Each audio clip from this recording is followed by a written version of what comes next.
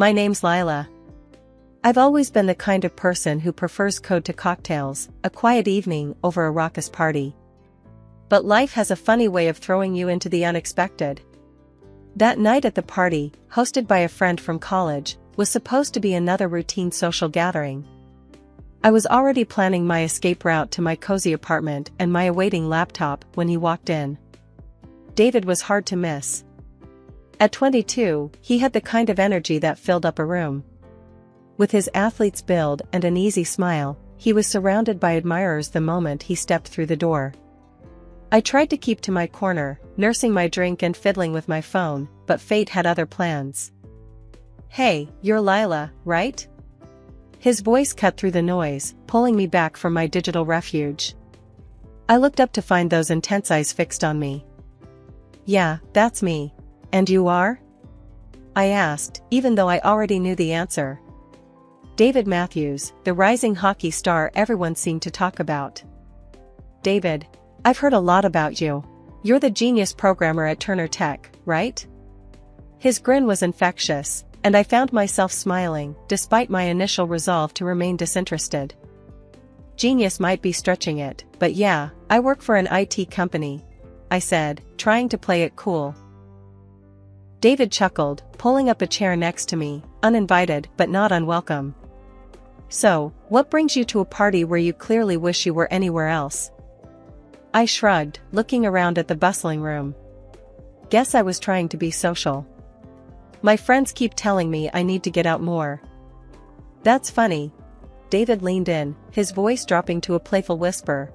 "Because I've been trying to get out of these things too. Too much fake chatter." "You want to escape? Let's grab some real food, this party stuff is just fluff." I hesitated. This wasn't my usual style, but there was something about David that felt different, genuine. Maybe it was the way he looked at me, like he really saw me, not just the quiet girl in the corner. As we sneaked out of the party, the cool night air felt like a splash of clarity. We ended up at a 24-hour diner, the kind with greasy fries and endless coffee. David ordered the biggest burger on the menu for us to split, and I found myself sharing stories about coding mishaps and server crashes. David listened, really listened, nodding and asking questions that showed he got it, even if he didn't know a router from a modem. It was refreshing, talking to someone who didn't glaze over when I geeked out about technology. As the night turned into early morning, I realized that David wasn't just a hotshot athlete, he was thoughtful, funny, and surprisingly down to earth. Maybe that's why when he suggested we do this again next Friday, I didn't think twice before saying yes. David and I had been the talk of our circle since he started courting me. Despite our age difference, with me being 32 and him only 22, there was something electric between us. Honestly, it was flattering to have someone so vibrant and full of promise by my side. The day David decided to introduce me to his mom, Susan, I was nervous. The moment we arrived, the look on her face said it all. It was like she had tasted something sour just seeing me. "So, you're Lila," Susan began, sizing me up as if I were an item at an auction. "David has told me very little about you, which I suppose isn't surprising." I tried to smile, extending my hand. "It's nice to meet you, Susan." She barely touched my hand before pulling back. "Let's sit down. We have a lot to discuss, apparently." As we sat in her meticulously decorated living room, the air thick with tension, Susan didn't waste any time. "David tells me you two are planning to marry. He's a professional athlete, on his way to becoming a star. And you, Lila, you're a programmer, correct? And quite a bit older than him." "Yes, I am a programmer," I replied, keeping my voice steady, despite her tone. "And yes, there's an age difference, but we love each other." Susan scoffed. "Love," she muttered under her breath. "David, she's 32. You're just 22. You should be thinking about your career, not settling down with someone who—" "Mom," David interrupted, his voice firm. "I love Lila. That's what matters to me. We're getting married." Susan's eyes narrowed. "You're blinded by infatuation. Think about your future, your contracts, your endorsements." This is a mistake. I felt a surge of defiance. I'm not here to argue, Susan. I came because David wanted us to meet. I respect your concern, but our decision to marry is ours to make. David nodded, squeezing my hand under the table. Exactly. We've talked this through, and we're serious. Lila's age, her job, it doesn't matter to me. What matters is how we feel about each other. Susan leaned back, her expression unreadable for a moment before she spoke again. Well, it seems I can't convince my own son to think clearly. If you're going to be part of this family, Lila, I expect you to understand the pressures David will face. Can you handle that? Without dragging him down? Her words stung, but I held my gaze. I'm not here to drag anyone down, Susan. I support David fully, in his career and everything else. There was a pause, a heavy, uncomfortable silence, before Susan stood up abruptly. I need to think about this. David, you're welcome to stay for dinner. Lila, I think it's best if you leave now. David started to protest, but I stopped him. It's okay, David. Let's not make this harder. I'll go, but think about what I said, Susan. I'm not the enemy here. When I found out I was pregnant, I was over the moon with joy. David was thrilled too when I told him, and he immediately suggested we speed up our wedding plans. Let's not wait, Lila. Let's get married as soon as we can, he said, his eyes shining with excitement and a bit of urgency. The joy of our news, however, didn't quite extend to everyone. When David broke the news to his mom, Susan, her reaction was less than enthusiastic. You're what? Pregnant? This changes things, she muttered, clearly agitated by the unexpected twist. David tried to calm her down. Mom, this is good news. We're happy. Susan paced the room, her brows furrowed in thought before she turned to face us with a stern look. Fine, but if you're going to do this, you're doing it on my terms. First, you two are signing a prenup. A prenup? I echoed, my stomach sinking. Yes, to ensure my son's future earnings in hockey are protected. He's going to be making millions, and we can't have any risks, Susan explained, her voice firm and non-negotiable. David looked at me, his expression apologetic. Lila, I know it's not ideal, but my mom has a point about protecting the career I'm building. It's just a formality. I nodded slowly, the reality of our situation settling in. Okay, what's the second condition? I asked, bracing myself. You need to show your commitment to this family, Lila. I want you to handle the initial mortgage payment for your new house, 50% up front. Susan's eyes were locked on mine, challenging me. I was stunned.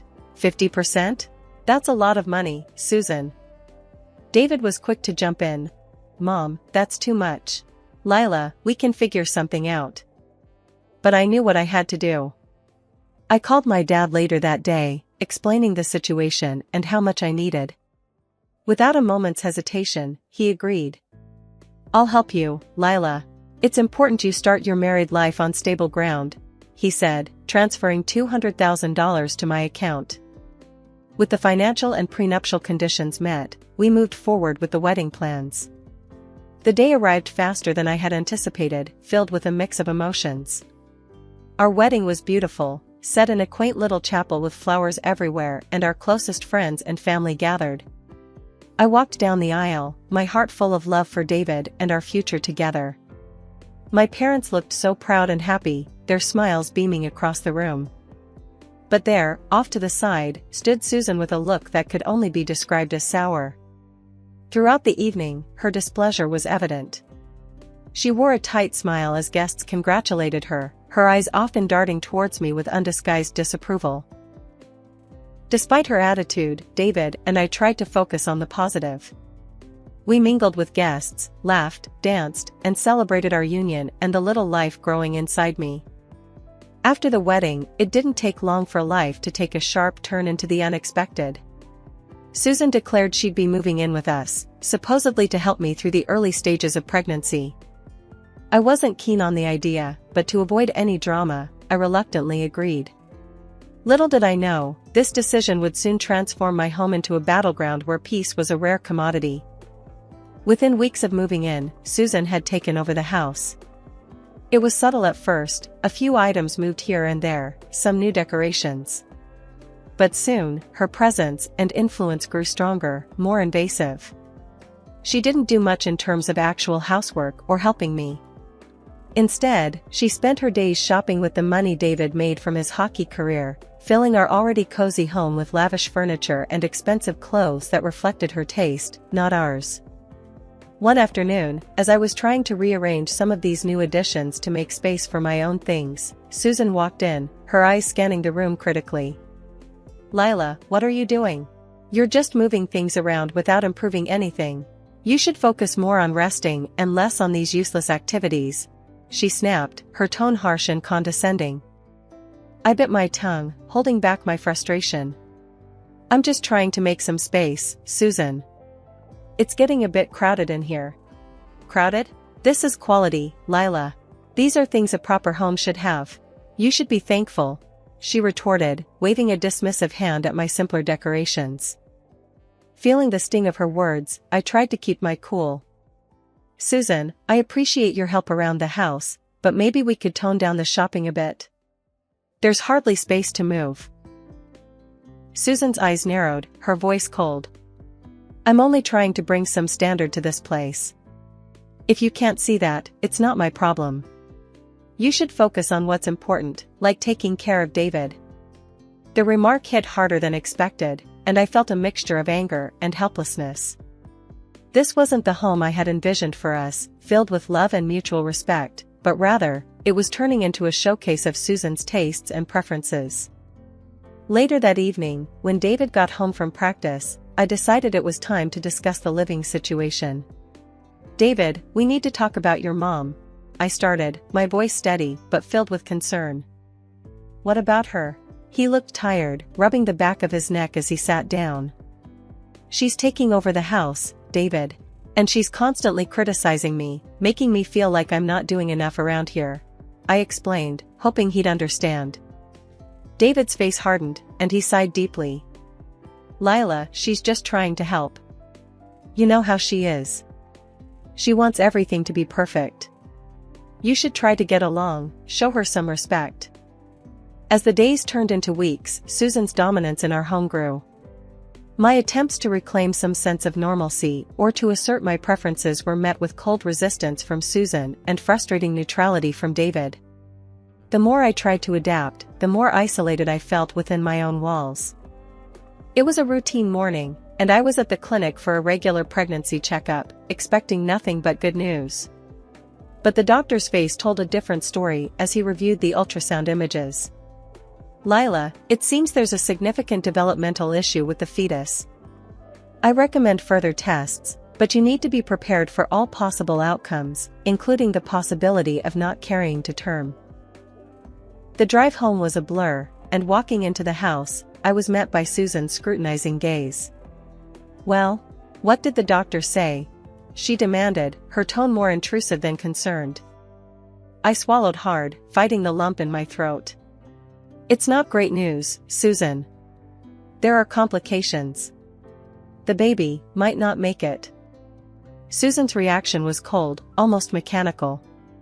"I see. Well, you need to think about what's best, for you and for David. Sometimes these things are for the best." Her words stung, but I had no energy to argue. I needed David, his support more than ever. When he finally came home, I told him everything, the tears I had held back now freely streaming down my face. David looked devastated, but his words were hollow. "I'm so sorry, Lila. We'll get through this. Whatever you need, I'm here." But as the days went on, David's promise felt empty. He seemed distant, retreating into his own world, leaving me to cope with my grief and fear alone. Meanwhile, Susan's true colors came out more vividly than ever. One evening, as I sat in the living room, trying to find some distraction in a book, Susan sat across from me, her eyes sharp. "Lila, you need to think about the future. If this pregnancy isn't going to work out, maybe it's a sign. Maybe it's time you and David reconsidered your situation. A childless marriage is bound to fail.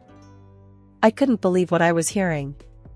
Anger boiled inside me, but before I could respond, David walked in. I looked to him for support, but instead of defending me, he stayed silent. After weeks of uncertainty and fear, the day came when the complications of my pregnancy could no longer be managed. The doctors did what they could, but the decision was inevitable.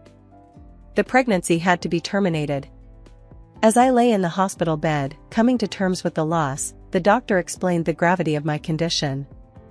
"It's going to be difficult for you to get pregnant again," he said with a somber look. Returning home was one of the hardest things I've ever done. I was drained, not just physically, but emotionally. My heart ached in a way that words couldn't describe. I walked through the door in tears, a mess of grief and broken dreams, hoping, praying for some semblance of comfort from the people who were supposed to be my family. What I walked into was anything but comforting. Susan wasted no time. As soon as she saw my state, her words sliced through the air, cold and sharp. "Well, look at you. I told you, didn't I? You just aren't cut out for this. You can't even manage to have a healthy child." Her cruel words hit me like physical blows. I stood there, stunned into silence, my tears falling faster. I looked to David, desperate for him to say something, anything in my defense. But David was distant, his eyes avoiding mine. He shifted uncomfortably, then said, "Look, Lila, I have important matches coming up. I can't have all this drama around. It's just too much." I stared at him, disbelief clouding my pain. Our child was not just some drama, David. This was our baby, our future. How can you be so cold? David's face hardened. "I'm tired, Lila. Tired of your complaints and all these problems. I've got a career, and honestly, I've got plenty of options." He paused, his voice dropping as he added, "Maybe it's better if we just end this. I need someone who fits into my life, not complicates it." Susan clapped her hands, a twisted smile on her face. "Finally, some sense from you, David. Lila, you heard him. Pack your things. It's time for you to leave." David didn't help me with my bags, he didn't even say goodbye. As I closed the door behind me, the finality of that click echoed in my heart. When I arrived at my parents' house, my tears hadn't stopped. Seeing me in such a state, Dad was furious. "What happened, Lila? Tell me everything," he demanded, his voice a mix of concern and anger. Through sobs, I recounted everything, how Susan and David had treated me, the cruel words, the demand that I leave the house we shared. Dad's face turned red with each detail I shared, his fists clenching at his sides. "This is not going to stand, Lila. We're going to make sure you get what you deserve," he said, pulling out his phone to make a call. Within hours, he had lined up meetings with some of the best lawyers in the city. The next few days were a whirlwind. We met with a sharp and determined lawyer named Helen, who was appalled by my story. "We'll file for divorce immediately and sue for half of every investment you made in that house," she declared, her tone fierce and resolute. True to her word, Helen moved quickly. The divorce papers were served to David, and the lawsuit for my share of the house investments was filed. David and Susan were shocked. As the legal battle ensued, it became clear that they were in a precarious financial situation because of my mother-in-law's ill-considered spending. David and Susan were forced to sell the house. Meanwhile, David's life seemed to spiral. He met a young fan, a girl who was smitten with the shining star, and married her hastily. I heard about the wedding through friends. It didn't sting as much as I thought it would, instead, it felt like confirmation that leaving him was the right decision. But Susan couldn't resist one last jab. A few weeks after David's rushed wedding, I received a letter from her. Inside was a photo from the wedding, showing Susan beaming next to David and his new wife. On the back, Susan had written a note. "Finally, my son has found a young and healthy woman who will give birth to healthy children for him." The cruelty of her words was meant to wound, and it did, but not as deeply as she intended. The lawsuit dragged on, but eventually, the court ruled in my favor. I was awarded half of the investment we had made in our former home, a sum that significantly strained David's finances further. 2 years have rolled by since I last walked out of that house, feeling broken and betrayed. A lot has changed since then, especially for me and my dad's company. We've been breaking into the international market, and my work paid off in a big way. I received an international award in IT technology, a recognition that came with a prize of $1 million. Just when I thought things were settling down, my phone rang. The screen flashed a number I didn't recognize at first, but the voice that greeted me was unmistakably Susan's. "Lila, you need to come back to David," she stated bluntly. "No hellos, no how have you been?" I paused, taken aback. "Susan? Why would you think I'd come back?" Her voice was sharp, tinged with desperation. "David's been injured, a bad accident during a match. He's in a wheelchair now, can't play anymore. His wife left him, took half of everything.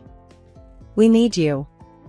Her words were a jolt, but not enough to shake the foundation I'd rebuilt.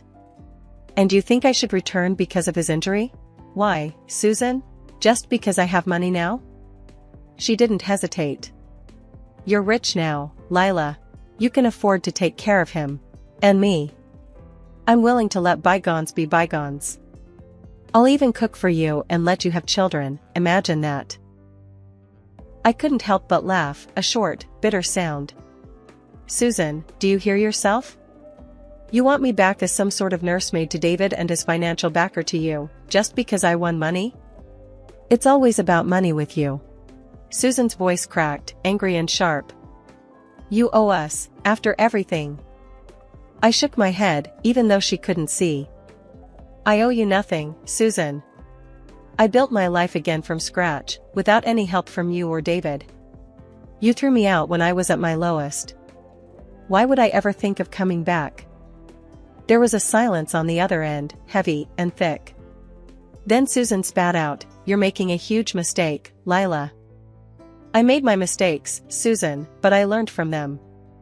And returning to a life that nearly broke me isn't a mistake I'll make twice," I replied, my voice calm and steady. Hanging up the phone, I felt a surge of freedom. Her words no longer had the power to hurt me. I was truly free, and my life was my own.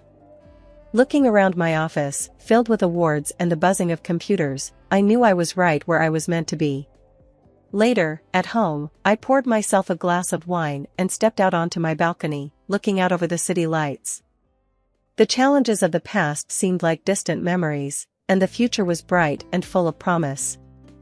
I had found success and contentment in my work, and I was surrounded by people who valued and respected me. As I sipped my wine, I thought about Susan's call, her voice so filled with anger and desperation.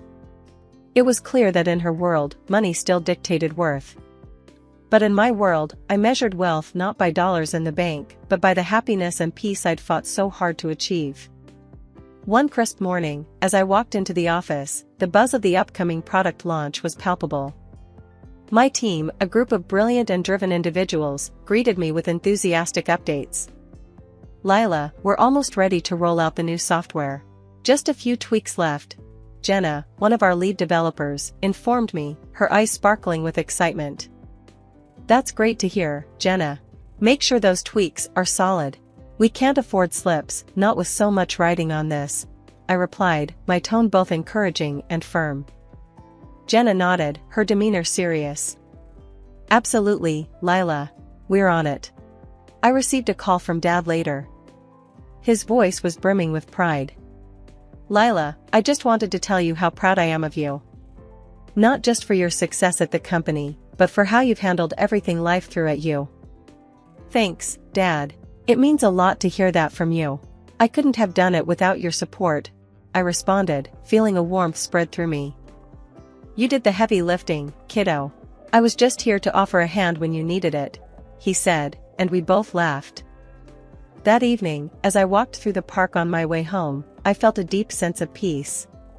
I stopped for a moment, taking in the beauty of the setting sun, the laughter of children playing nearby, and the gentle rustle of leaves in the breeze. It was moments like this that I had once thought were lost to me forever.